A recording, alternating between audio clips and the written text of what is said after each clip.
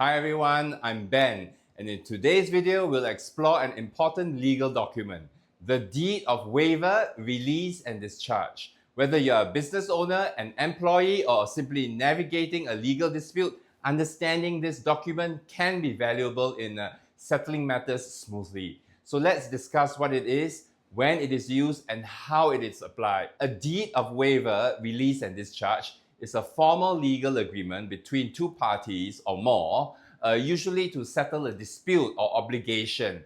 In simple terms, it's a document in which one party or both voluntarily agrees to relinquish certain claims, rights, or future legal action against each other. Waiver means giving up a right or claim voluntarily. Release is the formal act of relinquishing a claim. Discharge releases a party from an obligation, such as a debt or liability. In other words, by signing this deed, a party acknowledges that they will not pursue further claims or legal actions regarding the matter at hand.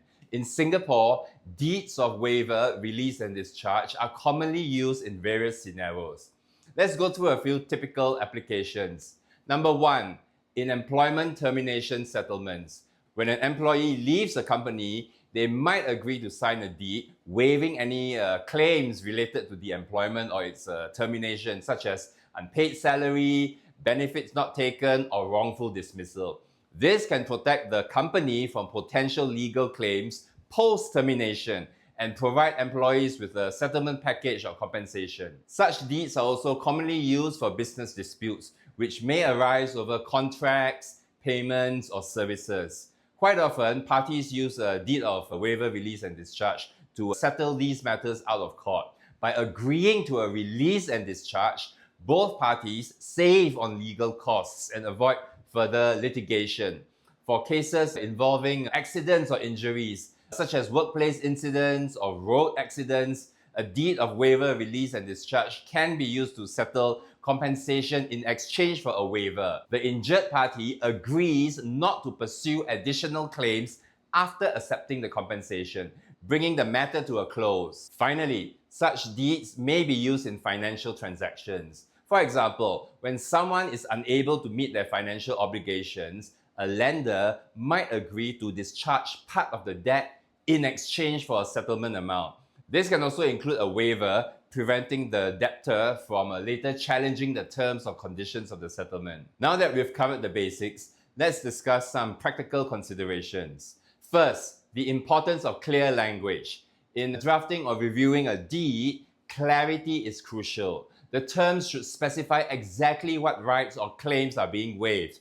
For instance, it's often advisable to define the scope of the waiver, such as whether it applies to future claims or only existing ones. Ambiguous language can lead to unintended consequences or disputes over interpretation. Next, be aware of broad waivers. Broad waivers, where a party gives up all claims, may seem comprehensive but can sometimes be challenged if they are deemed to be too extensive or unreasonable. It's usually best to be very specific about the claims being waived to avoid potential legal issues down the road. Thirdly, if you are the one signing the deed, consider seeking independent legal advice, especially in complex situations such as employment termination or significant financial settlements. Legal professionals can help assess if the terms are fair and aligned with your interests.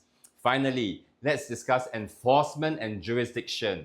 In the event of a dispute over the terms of the deed of waiver, release, and discharge, Singapore courts generally enforce valid deeds, provided that they meet all the legal requirements.